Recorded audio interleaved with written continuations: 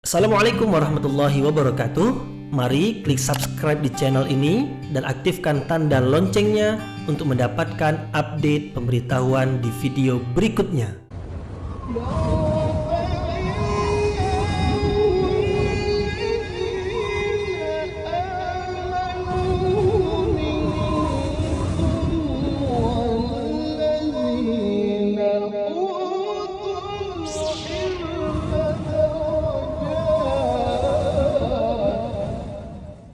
A'udzu billahi minasyaitonir rajim. Bismillahirrahmanirrahim. Assalamualaikum warahmatullahi wabarakatuh. Alhamdulillahi rabbil alamin wa bihi nasta'inu ala umurid dunya waddin. Nasta'inuhu wa nastaghfiruh wa na'udzu billahi min syururi anfusina wa min sayyiati a'malina. فَمَنْ يَهْدِهِ اللَّهُ فَلَا مُضِلَّ لَهُ وَمَنْ يُضْلِلْ فَلَا هَادِيَ لَهُ أَشْهَدُ أَنْ لَا إِلَهَ إِلَّا اللَّهُ وَحْدَهُ لَا شَرِيكَ لَهُ وَأَشْهَدُ أَنَّ مُحَمَّدًا عَبْدُهُ وَرَسُولُهُ لَا نَبِيَّ بَعْدَهُ أَمَّا بَعْدُ. Puji syukur kehadirat Allah Subhanahu wa taala yang masih melimpahkan rahmat dan nikmatnya. Kita bersyukur dengan mengucapkan alhamdulillahi rabbil alamin. Kemudian tidak lupa pula bersalawat kepada Rasulullah dengan mengucapkan Allahumma salli ala Sayyidina Muhammad wa ala ali Sayyidina Muhammad. Dan bersalam kepada Rasulullah dengan mengucapkan Assalamu alayka ya Rasulullah. Alhamdulillah kita dapat kembali meneruskan pengajian tafsir ayat-ayat suci Al-Quran yang insyaAllah kita akan teruskan kepada ayat yang ke-26, 27 dan 28 dari surah Al-Anfal, yaitu masih lagi menerangkan tentang perang.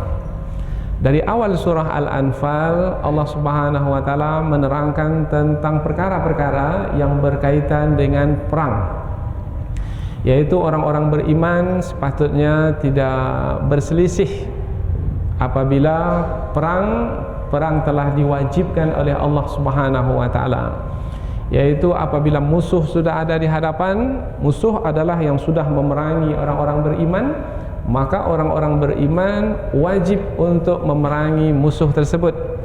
Kewajiban perang apabila sudah ditetapkan, maka jangan berselisih lagi. Berselisih pun tak boleh, apalagi lari dari perang.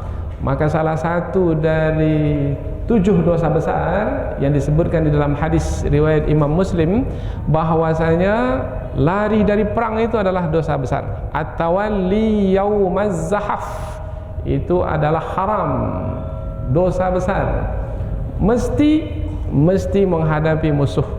Karena dengan berjihad di jalan Allah itulah musuh akan dapat dikalahkan, dan apabila musuh dapat dikalahkan, maka umat Islam tidak akan ditindas. Umat Islam tidak akan dianiaya, disiksa. Pada hari ini kita lihat umat Islam di mana-mana ditindas, dianiaya karena musuh yang kuat telah menguasai umat Islam yang lemah. Sebenarnya bukan musuh itu yang kuat, tapi umat Islam itu yang lemah. Maka apabila dibandingkan dengan umat Islam itu lemah disebabkan karena mereka telah menyia-nyiakan amanah yang ada di pundak mereka.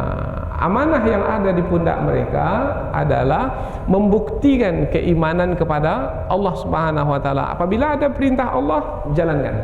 Apabila ada larangan Allah, jauhi, tinggalkan. Perintah Allah adalah apabila sudah diberlakukan kewajiban berperang di jalan Allah, berperang. Dan larangan Allah, jangan lari dari perang, jangan lari dari perang. Nah, ketika umat Islam dengan keimanan yang ada pada mereka itu tidak membawa kepada semangat untuk berjihad, mereka takut kepada kematian, mereka cinta kepada dunia, maka umat Islam pun menjadi lemah. Maka musuh pula dapat menguasai mereka. Seakan-akan musuh itu nampak kuat, tapi sebenarnya tidak, karena kekuatan itu adalah milik Allah Subhanahu wa taala. Annal quwwata lillahi jami'a. Sesungguhnya kekuatan itu adalah milik Allah sepenuhnya. Maka dalam perang Badar, mulai dari surah Al-Anfal, diterangkan kisahnya kepada kita untuk dijadikan sebagai pelajaran. Umat Islam tertindas di Mekah, kemudian Allah membenarkan umat Islam untuk berhijrah ke Madinah. Jumlah mereka sedikit. Kemudian berlakulah perang di Badar. Di Badar umat Islam keluar dari Madinah ke Badar, jumlah hanya 313 orang. Sementara kafir Quraisy yang datang dari kota Mekah, pasukannya lengkap dengan senjata yang cukup, jumlah mereka 1000 lebih. 313 melawan 1000. Tetapi Allah Subhanahu wa taala telah diterangkan dalam ayat sebelum ini memberikan pertolongan kepada orang-orang beriman karena keimanan mereka. Berapa malaikat yang turun? 1000 malaikat. Itu pertolongan Allah.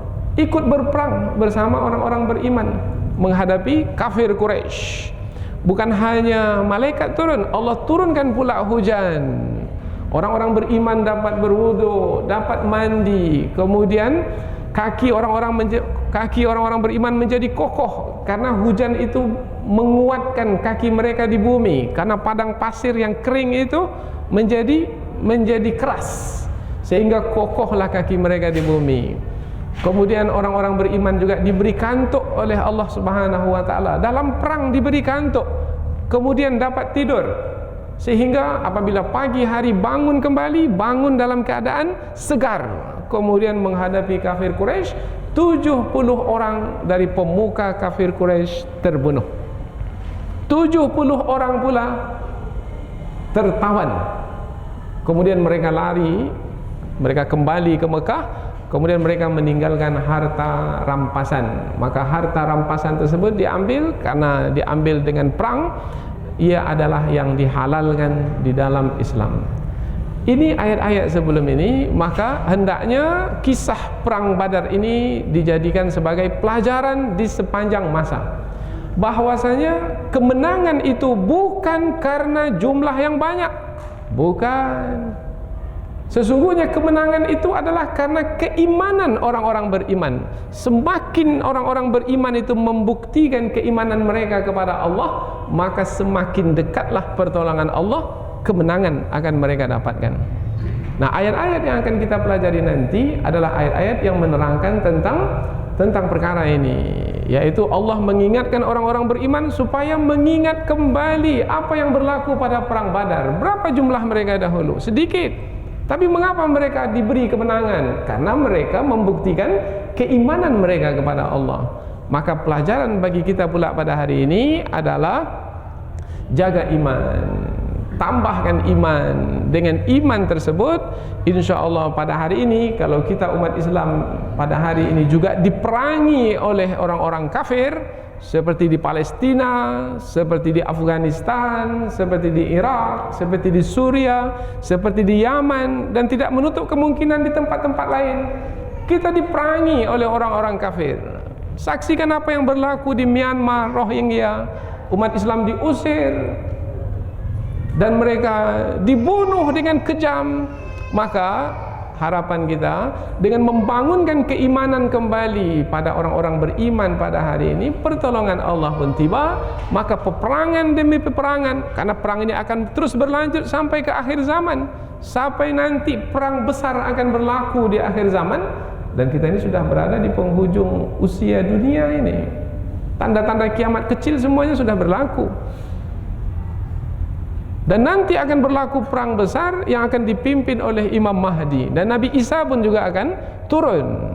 Maka untuk mempersiapkan diri untuk perang besar tersebut, umat Islam mesti membangun keimanan. Bagaimana caranya? Ingat kembali apa yang berlaku pada masa dahulu. Allah sampaikan dalam ayat yang ke-26 bahwasanya dahulu di perang Badar umat Islam jumlahnya sedikit, tetapi mendapatkan kemenangan disebabkan karena keimanan mereka. Maka ulangilah sejarah yang berharga itu, yaitu dengan membangun keimanan kembali. Insya Allah pada hari ini kita akan mendapatkan kemenangan sebagaimana yang sudah pernah didapatkan pada masa dahulu. Kemudian Allah juga mengingatkan orang-orang beriman dalam ayat yang akan kita pelajari nanti, yaitu jangan sekali-kali mengkhianati Allah dan Rasul-Nya. Yaitu apabila ada perintah Allah, jangan sampai ditinggalkan. Apabila ada larangan Allah, maka jangan sampai larangan Allah itu yang dikerjakan. Karena itu akan membuat iman kita menjadi menyusut, berkurang, lemah, bahkan boleh membuat iman kita tercabut, hilang. Kalau sudah tidak ada keimanan lagi dalam dada, tidak akan mungkin mendapatkan kemenangan.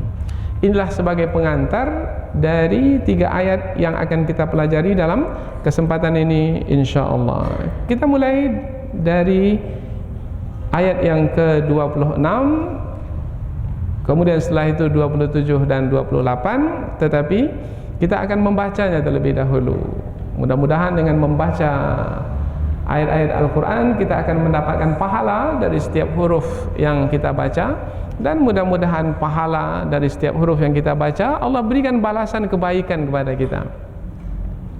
Di antaranya adalah balasan kebaikan, mudah-mudahan badan kita disehatkan, kemudian fikiran kita dijernihkan, kemudian hati kita disucikan, sehingga dalam pengajian ini kita dapat menangkap petunjuk yang berguna bagi kita dengan mudah. Kemudian Allah akan berikan pula pertolongan kepada kita untuk mengamalkannya dalam kehidupan kita sehari-hari. Khususnya lagi adalah semangat perjuangan mesti kita miliki. Setiap kali kita mendengar berita di dunia Islam bahwasanya umat Islam ditindas, dianiaya, maka semangat juang kita itu ada. Meskipun kita jauh dari medan jihad di sana, tetapi di sini kita ada semangat juang yang tidak kalah dengan saudara-saudara kita yang berada di medan perang sana. Karena umat Islam itu adalah satu kesatuan. Mathalul mu'minina fi tawadihim wa tarahumihim wa ta'atufihim kamathalil jasadil wahid. Perumpamaan orang-orang beriman itu dalam kasih sayang, dalam cinta kasih adalah seperti satu tubuh. Yaitu apabila ada di antara tubuh itu yang terluka, idzashtaka minhu udwun. Kalau ada satu bagian tubuh yang terluka, kaki terluka, tangan terluka, tada'a sairul jasadi bis-sahri wal humma. Satu tubuh ini merasakan kepedihannya. Yang terluka kaki, yang terluka jari, tetapi satu tubuh menjadi demam, merasakan kepedihannya. Inilah dia perumpamaan orang-orang beriman. Maka dengan mempelajari ayat-ayat seperti ini, kita membangun kekuatan umat ini kembali. Meskipun kita di Pekanbaru, meskipun kita di Indonesia, meskipun kita jauh di timur di sini, tetapi kita adalah bahagian dari umat Islam yang utuh di dunia ini. Kita bukanlah terpisah dari mereka, karena umat Islam itu bagaikan satu tubuh yang tidak boleh dipisah-pisahkan. Kita ini menjadi bersaudara, dan persaudaraan karena keislaman kita, karena keimanan kita. Itu adalah persaudaraan yang sejati, lebih dari persaudaraan karena darah dan keturunan. Innamal mu'minuna ikhwah. Sesungguhnya orang-orang beriman itu adalah bersaudara. La imana liman la ukhuwata lahu wa la ukhuwata liman la imana lah. Tidak ada keimanan kalau tidak ada mewujudkan persaudaraan, dan tidak ada persaudaraan kalau tidak ada keimanan di dalam dada. Jadi harapan kita dengan mengaji ayat-ayat yang berkaitan sekarang ini, berkaitan dengan perang, maka mudah-mudahan kita dapat merasakan apa yang sedang dirasakan oleh saudara kita yang sedang berperang di medan jihad di sana. Mudah-mudahan insyaallah apa yang kita pelajari ini ada manfaatnya.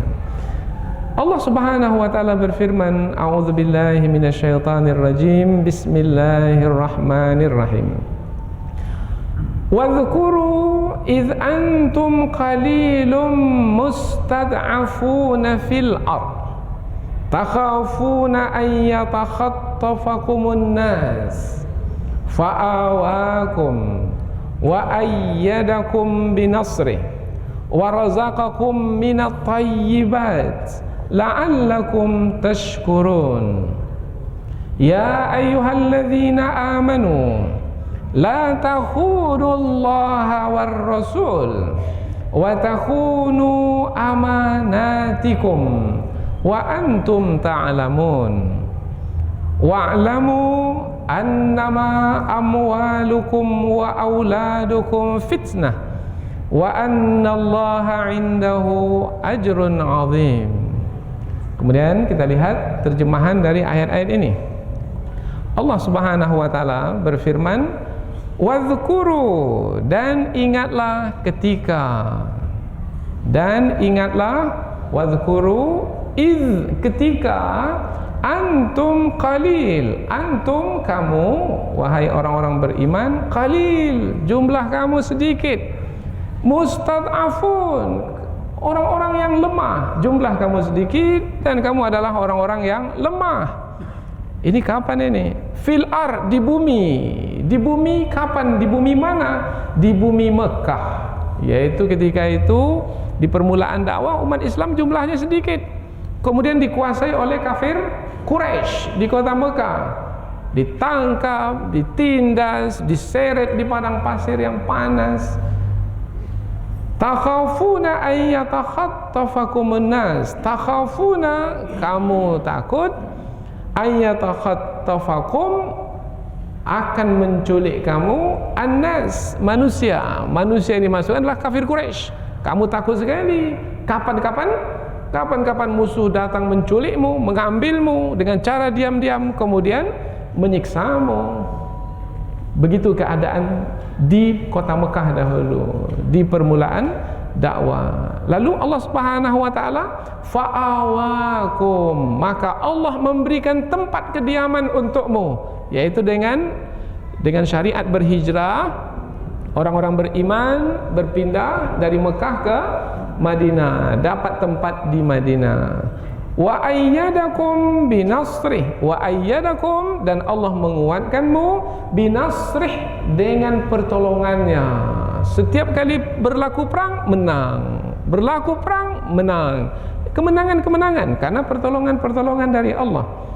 Wa razaqakum minat thayyibat, wa razaqakum, dan Allah memberikan rezeki kepadamu minat thayyibat, dari yang baik-baik, yaitu yang halal. La'allakum tashkurun, mudah-mudahan kamu bersyukur. Kita ulang dari awal ayat. Dan ingatlah, wahai orang-orang beriman, ingatlah, khususnya ini kepada kaum muhajirin, karena mereka dahulu yang ditindas, dianiaya di kota Mekah. Dan ingatlah ketika kamu berjumlah sedikit dan kamu ditindas di bumi, yaitu di bumi Mekah, kamu takut manusia akan menculikmu, maka Allah Subhanahu wa taala memberikan tempat kediaman untukmu, yaitu kota Madinah, dan menguatkan kamu dengan pertolongannya, yaitu kemenangan dalam perang, dan memberikan rezeki kepadamu dari yang baik-baik. Rezeki ini boleh jadi dengan tanam-tanaman, karena kota Madinah kota yang subur, juga dengan binatang ternak, kemudian juga boleh jadi melalui harta rampasan perang yang dihalalkan bagi orang-orang beriman. Mudah-mudahan kamu bersyukur. Ayat berikutnya, ya ayyuhalladzina amanu, wahai orang-orang beriman, la takhunullaha, la takhunu, jangan kamu mengkhianati Allah war rasul, dan rasul, wa takhunu amanatikum, wa takhunu, dan kamu mengkhianati amanatikum, amanah-amanah yang ada di pundakmu. Wa antum ta'lamun, wa antum, sedangkan kamu, ta'lamun, mengetahui bahwasanya tak boleh mengkhianati amanah. Nah, sedangkan kamu mengetahui, maka jangan sampai kamu mengetahui tidak boleh mengkhianati amanah, kemudian kamu mengkhianati amanah, dan jangan mengkhianati Allah dan Rasulnya. Kita ulang dari pangkal ayat. Wahai orang-orang beriman, jangan kamu mengkhianati Allah dan Rasul, dan mengkhianati amanah-amanahmu sedangkan kamu mengetahui. Ayat berikutnya, ayat yang ketiga, ayat yang terakhir dari 3 ayat yang kita pelajari dalam kesempatan ini. Wa'lamu, dan ketahuilah, jangan sampai tak tahu. Ini penting, berilmu dengan pengetahuan yang ada dalam ayat ini. Annama, sesungguhnya, amwalukum, harta bendamu, wa auladukum, dan anak-anakmu, fitnah, ujian.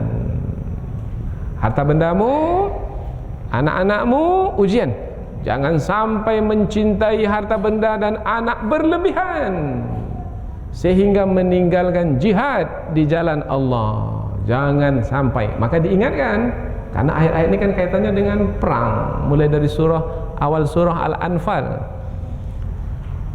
Wa annallah, dan sesungguhnya Allah, indahu, di sisinya, ajrun azim, pahala yang besar atau balasan yang besar. Kita ulang dari pangkal ayat. Dan ketahuilah, sesungguhnya harta bendamu dan anak-anakmu adalah ujian, dan sesungguhnya Allah, di sisinya ada pahala yang besar. Jadi dari 3 ayat yang akan kita pelajari ini menerangkan tentang peringatan Allah Subhanahu wa taala. Allah menyampaikan peringatan supaya kita ingat kembali tentang kisah di perang Badar. Jumlah umat Islam sedikit tetapi mendapat kemenangan. Apa sebab? Sebabnya karena keimanan yang ada pada mereka. Keimanan itulah yang menjadi kunci penentu untuk mendapatkan pertolongan dan kemenangan dari Allah. Dahulu di kota Mekah tak bisa buat apa-apa karena kafir Quraisy menindas mereka, dan kapan-kapan mereka itu diculik, ditangkap, diambil secara sembunyi-sembunyi, dan tak ada siapa yang mampu untuk menolong karena memang dalam keadaan lemah, mustad'afun, lemah sekali. Sampai-sampai berhijrah ke Habasyah, kemudian pada akhirnya berhijrah ke Madinah. Dengan berhijrah ke Madinah dapat tempat kediaman. Allah yang memberikan tempat kediaman itu. Kemudian mendapat pertolongan dalam perang, Allah yang memberi pertolongan itu. Kemudian mendapat rezeki, Allah yang memberikan rezeki yang baik itu. Kalau Allah yang memberikan kediaman, yang memberikan pertolongan, yang memberikan rezeki yang baik, maka sepatutnya orang-orang beriman bersyukur kepada Allah. Ingat Allah, jangan sampai menyombongkan diri kemudian lalai dari amanah yang sudah diletakkan di pundak kita. Amanah yang penting sekali adalah perintah-perintah Allah, perintah-perintah Rasul, buat. Larangan-larangan Allah, larangan-larangan Rasul, tinggalkan, jauhi. Dengan cara demikian kita sudah menjalankan amanah. Ada lagi amanah-amanah yang lain antara manusia dengan manusia. Hendaknya menepati janji, tolong menolong, kasih mengasihi, hormat menghormati, dan seterusnya. Dengan menjalankan amanah ini, maka umat Islam akan dapat membangun kekuatan kembali, tetapi dengan syarat dalam menjalankan amanah itu motivasinya adalah keimanan kepada Allah. Maka pertolongan Allah pun akan didapatkan. Dan jangan sampai dunia ini melalaikan kita dari menjalankan amanah. Dan di antara bahagian dunia ini yang biasanya melalaikan adalah satu, harta benda, dan satu lagi, anak. Allah ingatkan, ingat harta benda dan anak itu bisa melalaikan seseorang dari menjalankan amanah. Maka berhati-hati dengan harta benda dan anak, karena harta benda dan anak adalah ujian hidup di dunia ini. Siapa yang baik di antara kita? Siapa yang berhasil di antara kita? Siapa yang akan beruntung di antara kita? Orang yang lulus dalam ujian keimanan. Yang lulus dalam ujian keimanan adalah yang menjalankan amanah di muka bumi ini sebelum kematian tiba. Dahulu amanah ini pernah dikemukakan kepada langit, kepada bumi, kepada gunung. Mereka tak mau menerima amanah. Inna aradnal amanata 'alas samawati wal ardi wal jibal fa'abaina ayyahmilnaha. Langit, bumi, gunung tak mau menerima amanah karena menjalankan amanah itu berat. Apa yang dimaksudkan dengan amanah? Nanti kita akan bahas dalam tafsir. Fa'abaina ayyahmilnaha wa ashfaqna minha wa hamalahal insan. Tapi manusia ini pula mau menerima amanah tersebut. Sekarang banyak tak yang berlomba untuk mencari amanah? Orang nomor 1 di provinsi ini. Oh, berlomba. Padahal amanah. Dahulu langit, bumi, gunung tak mau menerima amanah. Sekarang berlomba mengejar amanah itu. Bahkan bermati-matian mengejar amanah. Padahal banyak orang yang gagal dalam menjalankan amanah karena berujungnya di penderitaan sebelum di akhirat nanti, di dunia ini. Maka mudah-mudahan insyaallah dengan pengajian ini akan mengingatkan kita, karena tujuan pengajian adalah mengingatkan. Mudah-mudahan yang lalai menjadi ingat, kemudian yang ingat menjadi lebih ingat lagi, kemudian yang tak tahu mudah-mudahan dengan ilmu yang didapatkan ini membuat kita menjadi tersadar dari kesesatan kita selama ini, dari kebodohan kita selama ini. Dan mana lagi pelajaran yang sangat berharga yang kita dapatkan kalau bukan yang datang dari sisi Allah Subhanahu wa taala, yaitu Al-Qur'anul Karim. Inilah sebagai pengantar, dan sekarang kita pindah ke tafsir ayat. Kita mulai dari ayat yang ke-26. Wadhkuru idh antum qalilum mustad'afuna fil ar. Wadhkuru, dan ingatlah wahai orang-orang beriman. Apabila Allah menyebutkan dan ingatlah, bermakna jangan kamu lalai. Bagaimana cara mengingat supaya tidak lalai? Mengingat kebenaran supaya tidak lalai. Bagaimana supaya kita ini tetap mengikuti petunjuk supaya tidak lalai?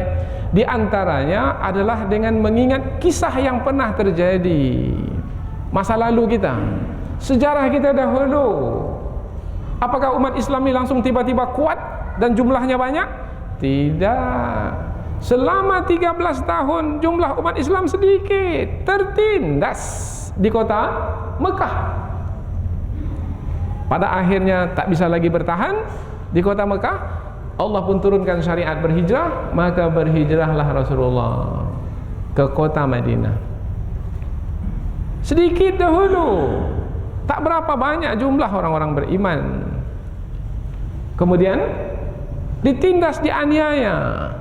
Bagaimana bisa menjadi jumlahnya banyak, kemudian menjadi kuat? 2/3 belahan bumi ini pada akhirnya dikuasai oleh umat Islam, oleh orang-orang beriman dengan kekhalifahan.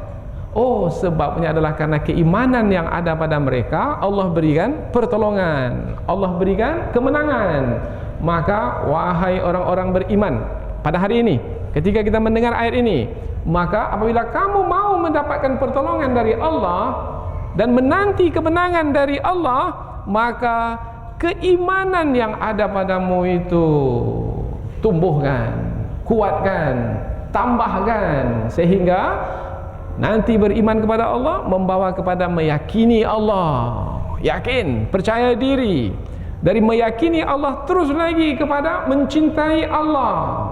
Dari mencintai Allah nanti teruskan lagi kepada merindukan Allah. Maka dunia ini nampak kecil, karena orang yang sudah merindukan Allah, maka ia ingin segera meninggalkan dunia ini, karena dunia inilah yang memisahkannya dari bertemu dengan Allah. Karena orang yang rindu kepada Allah ingin segera bertemu dengan Allah. Tapi kapan baru bisa bertemu dengan Allah? Nanti setelah meninggal dunia. Nah, ini siapa yang bisa sampai ke tahap seperti ini?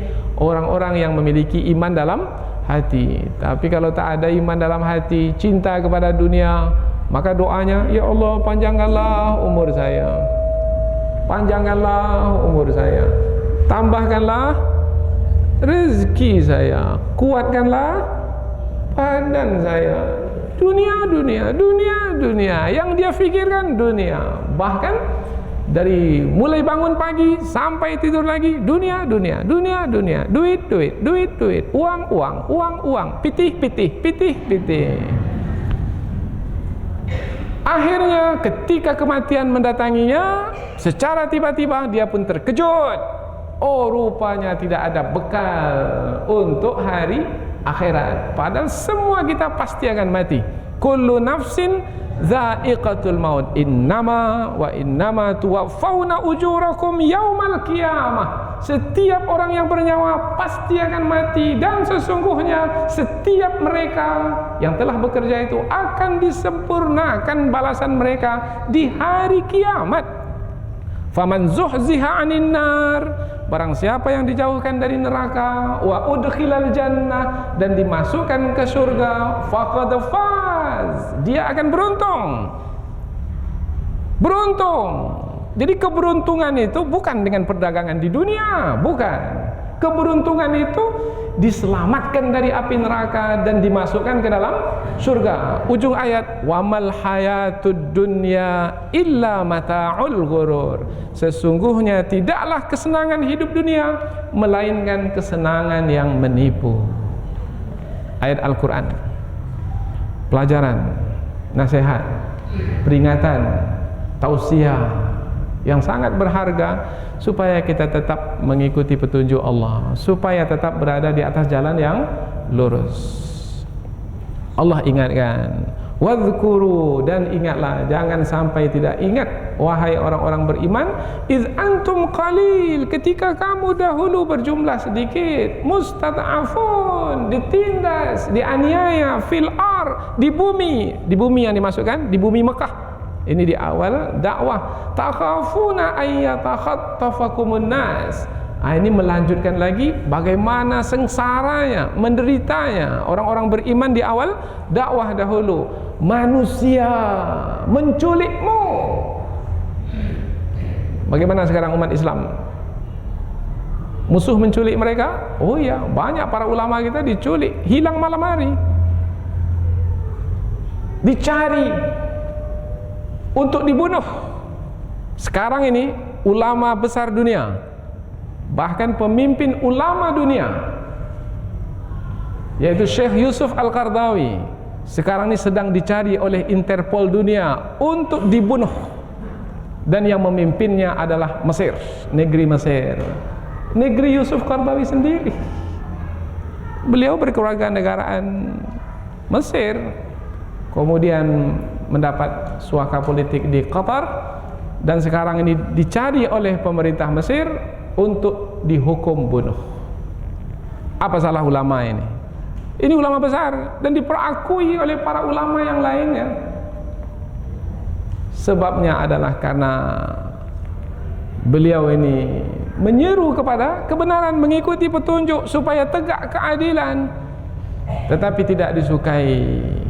Tidak disukai seperti mana Rasul dahulu tidak disukai. Oleh siapa dahulu? Oleh Abu Jahal, Abu Lahab, pemimpin-pemimpin kafir Quraisy. Karena Rasulullah menyeru manusia kepada kebenaran supaya mengikuti petunjuk untuk menegakkan keadilan, perkara yang sama. Maka jangan sedih, ingat ayat ini, karena pada masa dahulu pun juga umat Islam seperti itu, kemudian akhirnya mendapat kemenangan. Sekarang pun juga akan mendapatkan kemenangan, tapi dengan syarat tempuh jalan yang sama seperti yang ditempuh oleh para sahabat dahulu, oleh orang-orang beriman generasi pertama dahulu. Ini pelajaran. Fa'awakum, Allah ingatkan, dialah Allah yang memberikan tempat kediaman kepadamu.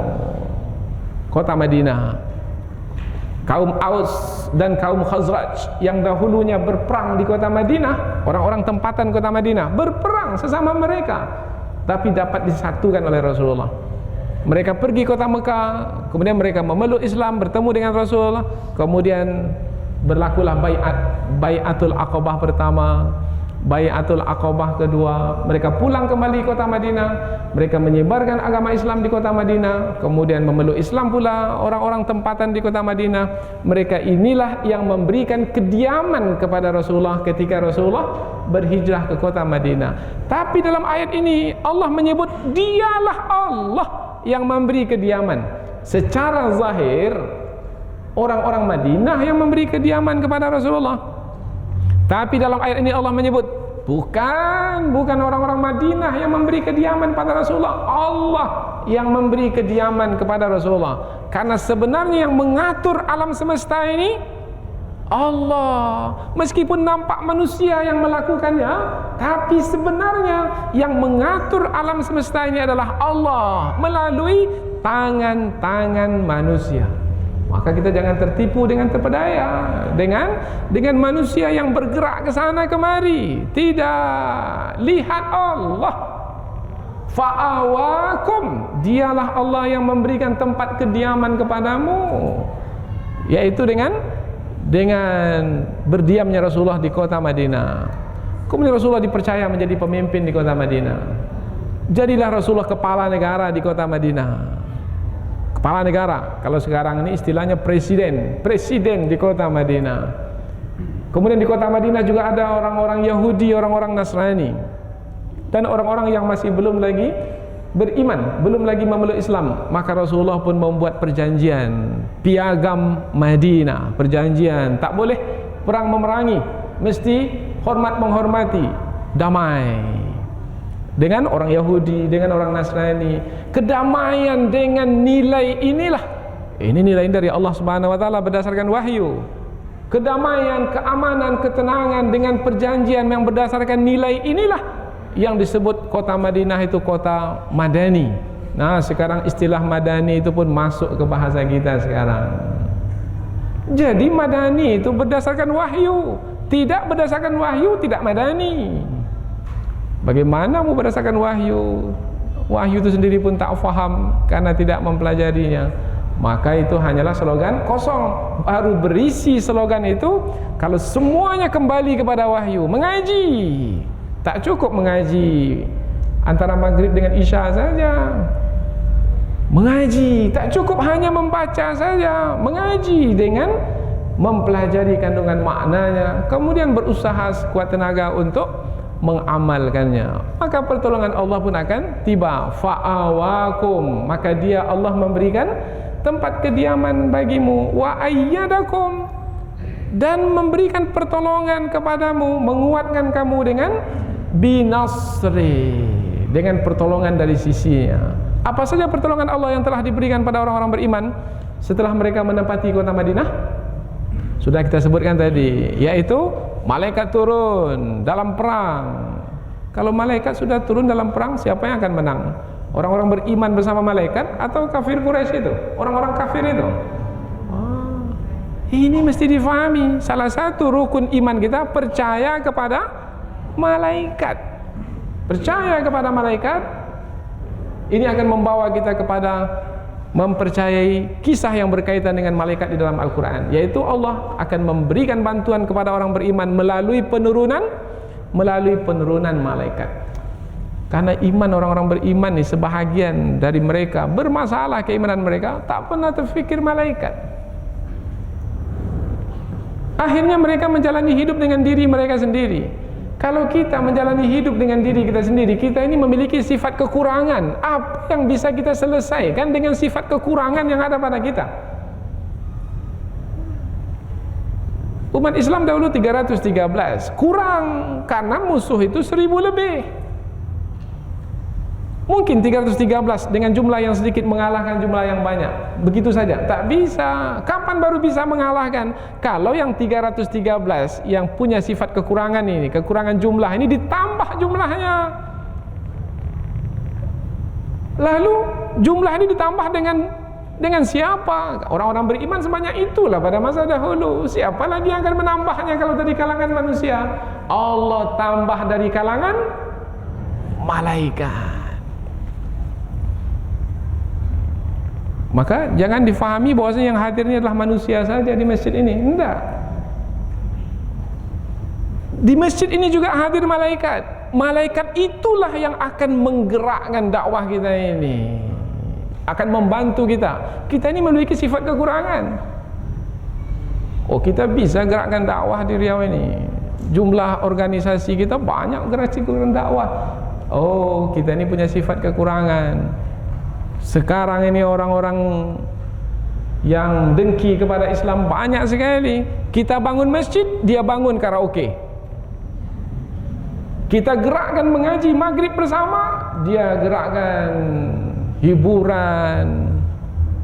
Kemudian di tepi-tepi jalan mereka mengebut, begal. Kita buka pengajian, duduk kita di sini, mereka duduk di stadion yang gelap gulita di sana, sampai kepada melakukan perzinahan, dan semua melihatnya dan bukan rahasia lagi. Bagaimana menghadapi beban yang berat ini, sementara kita memiliki kekuatan yang lemah? Tak akan mungkin kita bisa menyelesaikannya kalau tidak ada tambahan kekuatan. Dari siapa? Dari yang maha kuat. Boleh jadi melalui malaikat. Di sini perlunya membangun keimanan, di antaranya percaya kepada adanya malaikat yang akan membantu orang-orang beriman. Ini pengajian. Kalau tak ada keimanan ini, jalanilah hidup dengan diri sendiri yang lemah itu. Nanti akan terbeban, dan nanti akan sedih, berduka cita, dan nanti akan kecewa dan putus asa. Apa sebab? Sebab menjalani hidup dengan diri sendiri. Ada seorang pengurus masjid, ketua umum di masjid, pening kepala saya, Ustaz. Apa kami buat? Jemaah tak datang-datang ke masjid. Masjid sudah besar. Padahal di sini ini ramai orang. Kalau Jumat penuh melimpah. Tapi susah sekali buat pengajian. Kalau ada pengajian lebih banyak tiangnya dari orangnya. Berapa tiang masjid ini? Orangnya lebih sedikit. Bagaimana? Karena kita menjalankan dakwah dengan diri kita sendiri. Jangan jalankan dakwah bersama Allah. Nanti Allah akan berikan pertolongan, turun malaikat. Nanti malaikatlah yang akan menarik orang-orang yang sekarang masih di rumah itu, ditariknya sampai ke masjid ini. Mohon pertolongan kepada Allah. Kita berakui diri kita yang lemah. Allah ingatkan dalam ayat ini, wa ayyadakum binasrih, dialah Allah yang menolongmu dengan pertolongan dari sisinya, wa razaqakum minat thayyibat, dan Allah berikan rezeki kepadamu dari yang baik-baik. Oh, ini penting dalam menjalani hidup. Rezeki yang kita terima, yang kita makan, yang kita gunakan, yang kita pakai, hendaklah yang baik-baik. Yang baik-baik ini adalah yang halal. At-tayyibat, bahkan at-tayyibat ini lebih lagi dari halal, yang bergizi, yang berkhasiat, yang mendatangkan manfaat banyak. Maka biasanya tayyibat ini, tayyiban disebut setelah halalan. Halalan tayyiban, bukan hanya halal, bukan hanya dibolehkan, tapi mendatangkan manfaat yang banyak, istimewa. Itulah yang diberikan kepada orang-orang beriman di generasi pertama dahulu. Apa sebabnya? Karena keimanan yang ada pada mereka. Pelajaran yang berguna bagi kita. Kemudian ujung ayat mengingatkan, la'allakum tashkurun, mudah-mudahan kamu bersyukur. Bersyukur maknanya memperakui apa yang kita terima itu memang dari Allah. Kan bersyukur kan kepada Allah. Memang yang kita terima itu dari Allah. Ya Allah, yang kami terima ini adalah darimu, maka kami bersyukur kepadamu, mengingatmu. Maha terpuji engkau ya Allah. Alhamdulillah, segala puji bagimu. Ini bersyukur. Biasanya kita bersyukur dengan memuji Allah. Alhamdulillah, segala puji bagimu ya Allah. Setelah makan, kenyang perut, maka kita pun memuji Allah. Alhamdulillahilladzi at'amana wa saqana wa ja'alana muslimin. Segala puji bagimu ya Allah yang telah memberikan makan minum kepada kami sehingga kenyang perut kami, hilang dahaga kami. dan menjadikan kami sebagai orang-orang yang beragama Islam. Siapa yang mengenyangkan perut kita? Allah. Yang mengenyangkan perut kita, yang memberikan kekenyangan itu, yang menghilangkan kelaparan itu adalah Allah. Kita mengingat Allah yang memberi. Alhamdulillah, segala puji bagimu ya Allah. Bersyukur. Ingat, kita mau kaya, kekayaan itu dari Allah.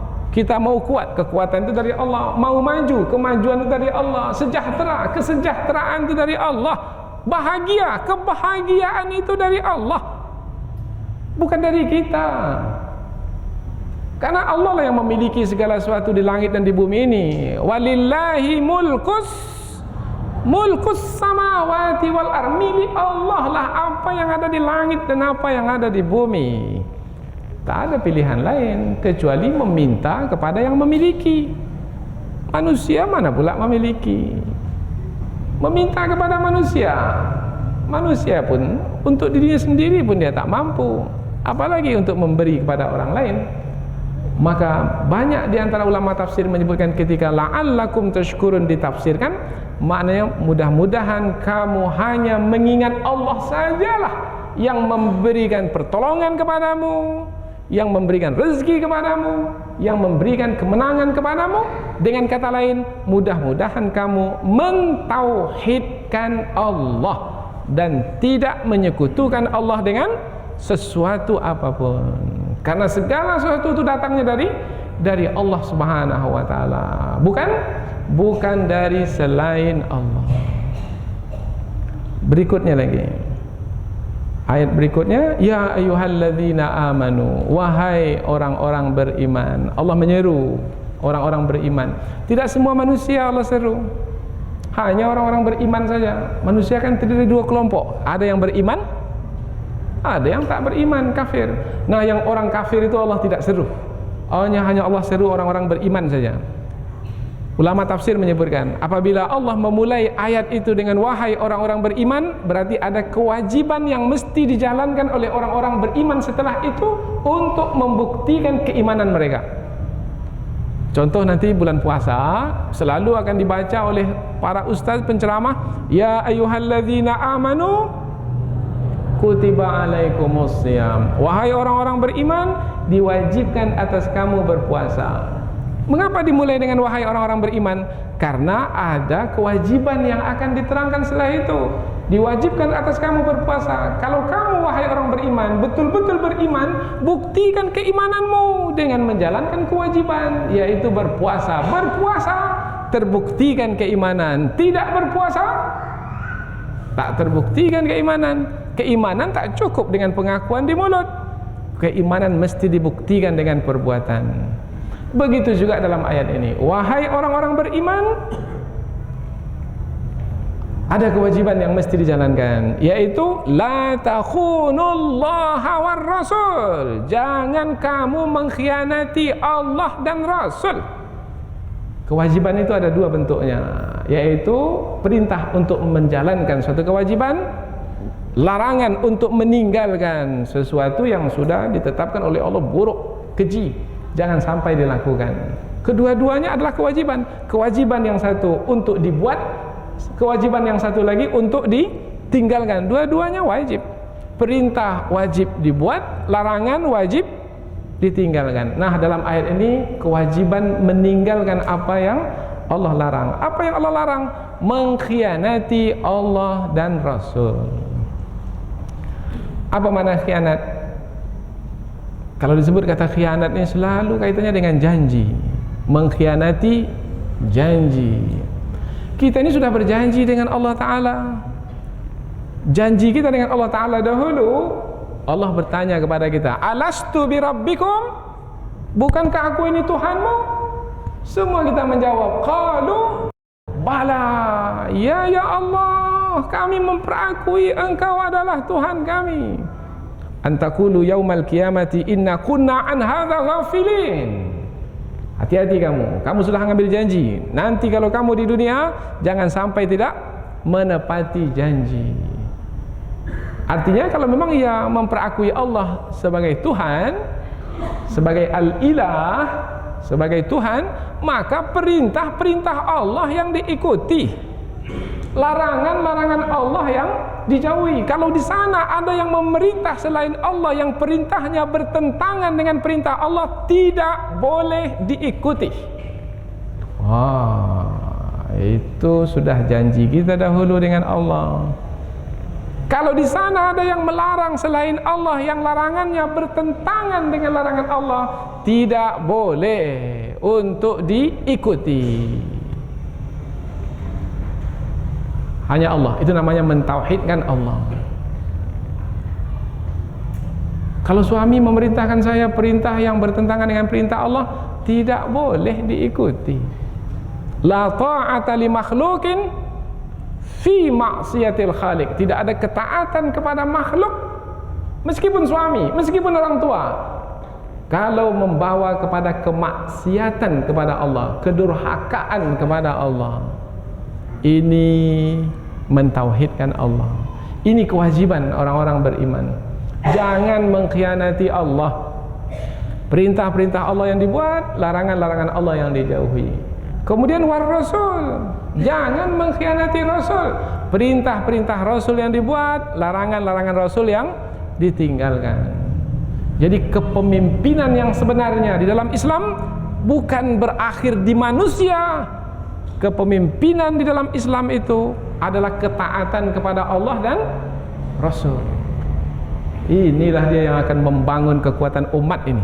Sekarang dunia ini sedang tercari-cari sekarang ini. Siapa nih yang layak untuk memimpin dunia pada hari ini? Yang memimpin dunia orang yang melakukan kerusakan. Rusaklah dunia ini. Andai kan yang memimpin dunia inilah orang yang taat kepada Allah dan Rasul, setiap perintah Allah pasti baik, setiap larangan Allah pasti buruk,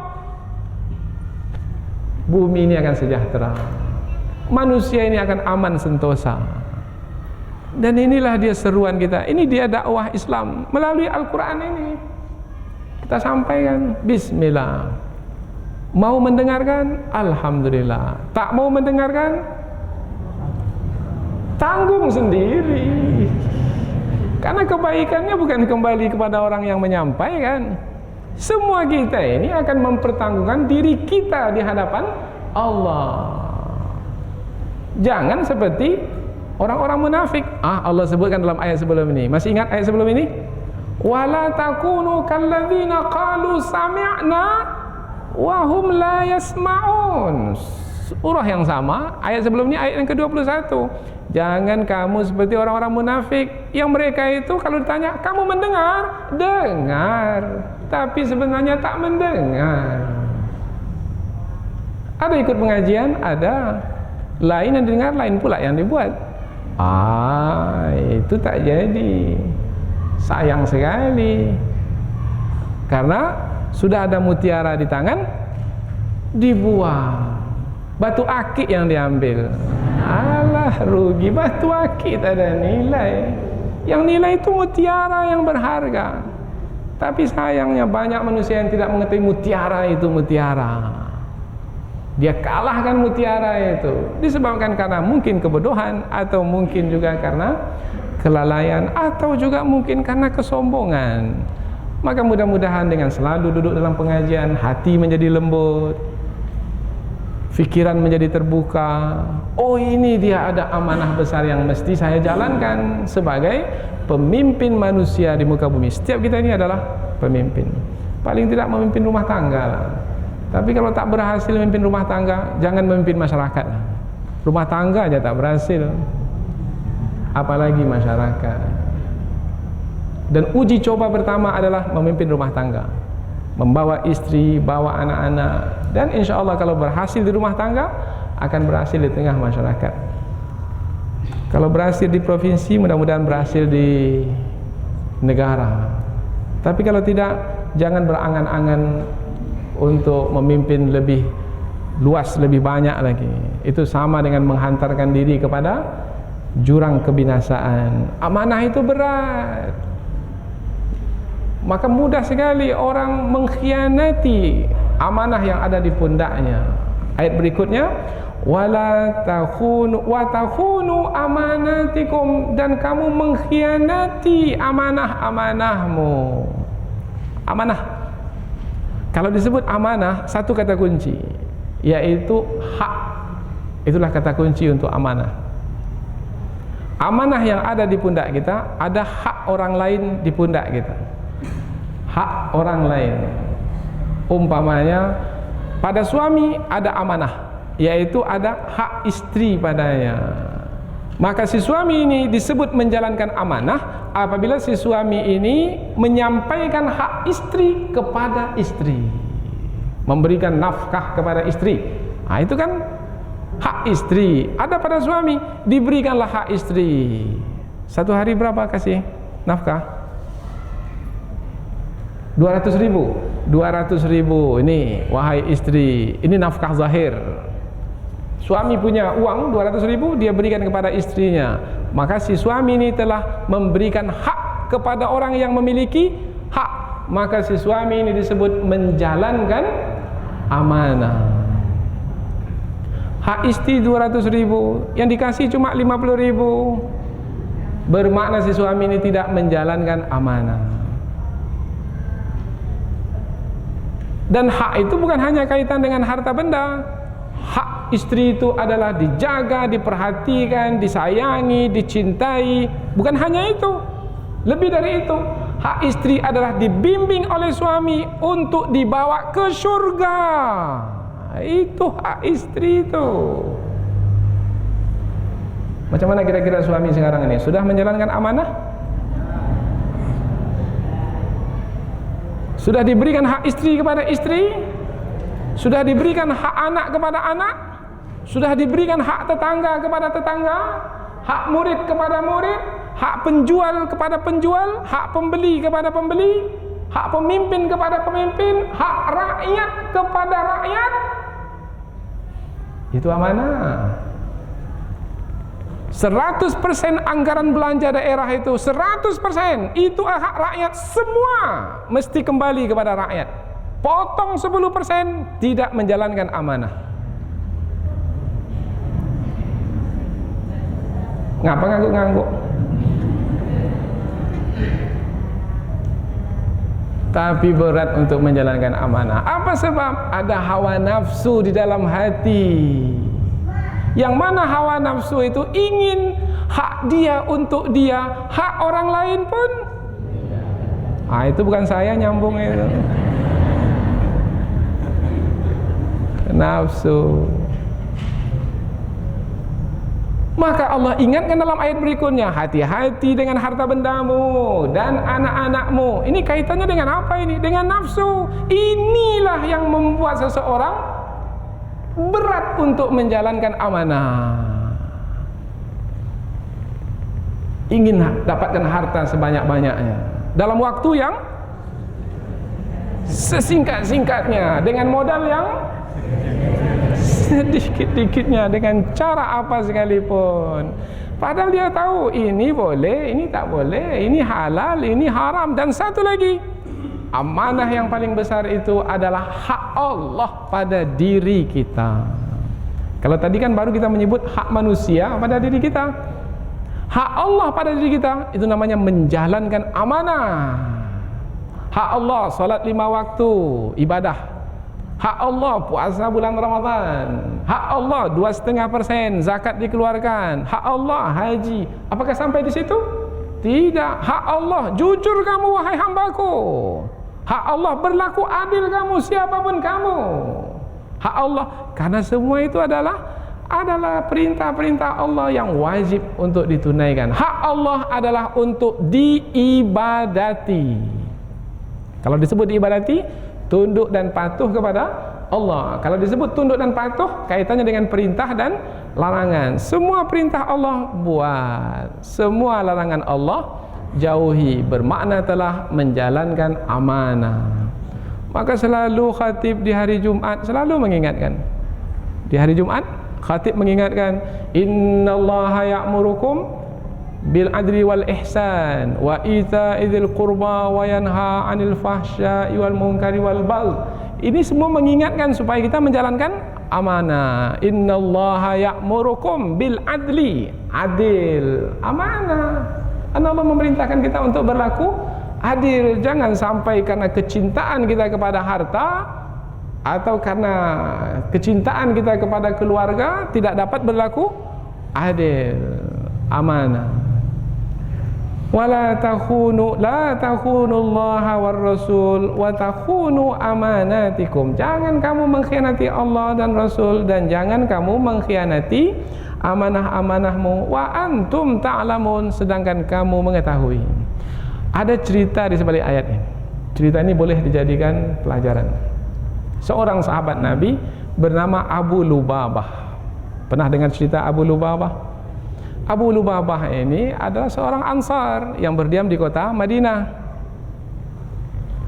Tadi sudah kita sebutkan ketika Rasulullah berada di kota Madinah, Rasulullah diberikan kepemimpinan, kemudian ditetapkan perjanjian dengan orang-orang yang ada di kota Madinah, termasuk orang-orang Yahudi. Di antara satu kaum dari kaum Yahudi itu adalah Bani Quraidah. Orang Yahudi Bani Quraidah mengikat perjanjian dengan Rasulullah, yaitu tidak boleh mengkhianati Rasul.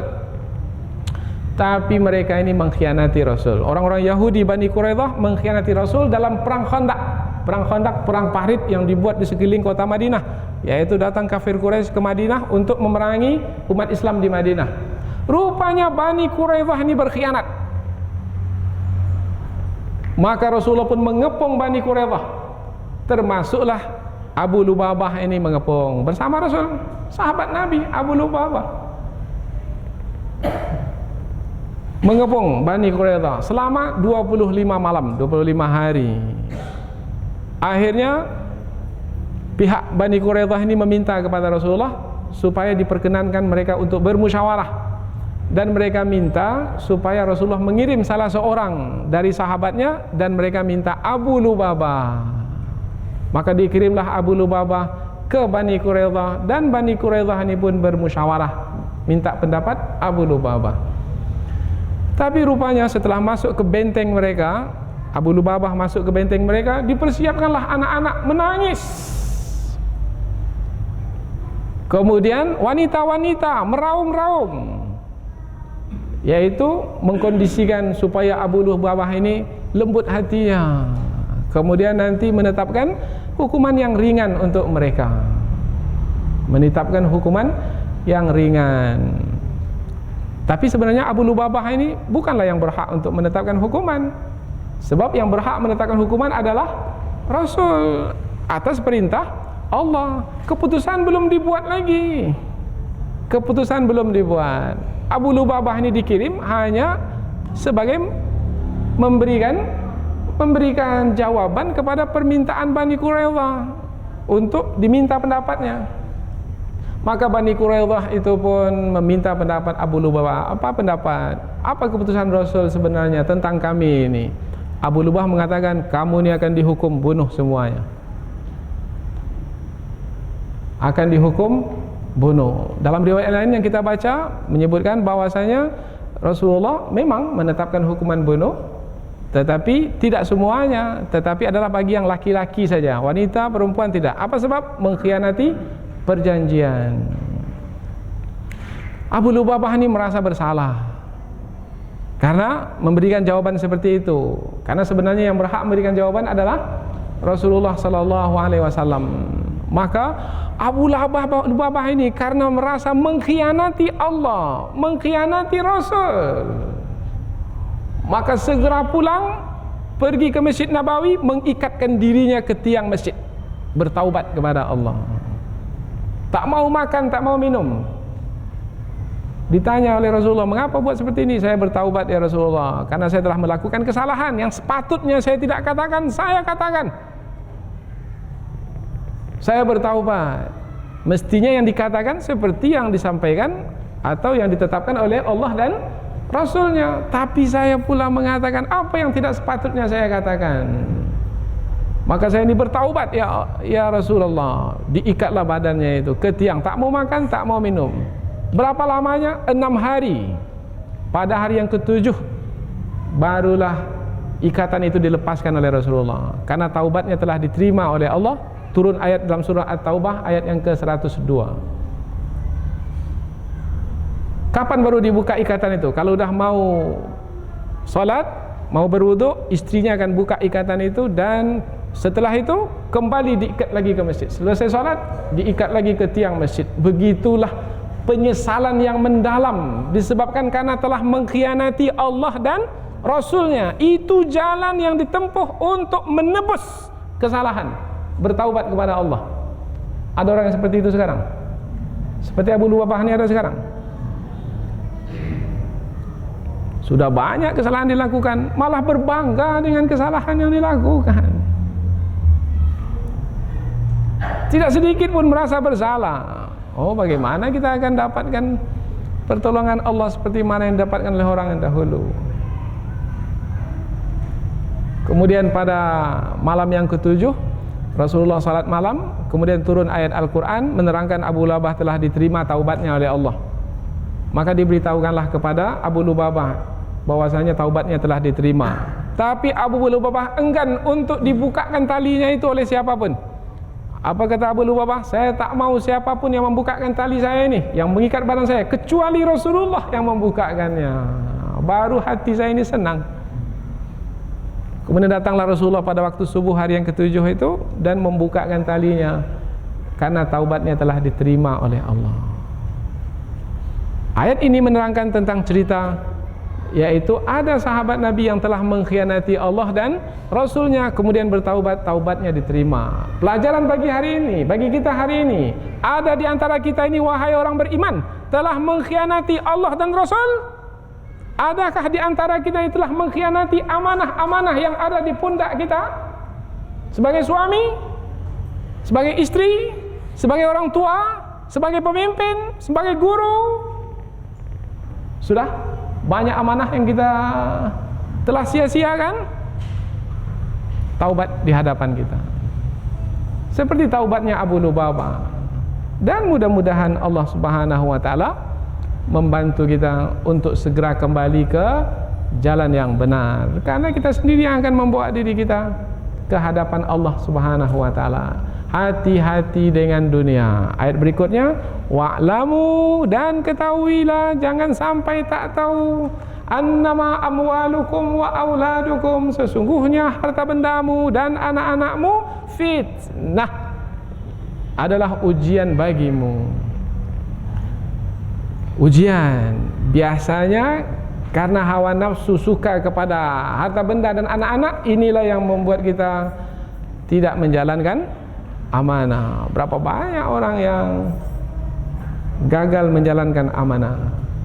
Dunia, janganlah lihat dunia ini, karena pada akhirnya dunia ini akan kita tinggalkan. Jangan sampai karena melihat dunia kemudian kita mengabaikan amanah. Silahkan mendapatkan dunia, tapi dalam rangka menjalankan amanah yang mesti dilihat, diperhatikan, yang mesti dijadikan sebagai tujuan. Ujung ayat, wa annallaha indahu ajrun azim, sesungguhnya di sisi Allah itu, di sisi Allah ada pahala yang besar, balasan yang banyak. Yang di sisi Allah itulah yang kita kejar. Jangan sampai yang di sisi Allah tidak didapatkan, kemudian dunia pula mencelakakan. Dunia tak dapat, yang di sisi Allah di akhirat nanti pun juga tak dapat. Sementara doa kita selalu, Rabbana atina fid dunya hasanah wa fil akhirati hasanah wa qina adzabannar. Ini selalu yang kita harapkan, dan mudah-mudahan 3 ayat yang kita pelajari ini bisa mengingatkan kita sehingga kaki ini betul-betul tetap terus berada di atas jalan yang lurus, jalan yang benar, mengikuti petunjuk Allah untuk mendapatkan ridha-Nya, sehingga mendapatkan kebaikan di dunia ini dan kebaikan di akhirat nanti. Subhanakallahumma wa bihamdika asyhadu an la ilaha illa anta wa astaghfiruka wa atubu ilaik. Wassalamualaikum warahmatullahi wabarakatuh.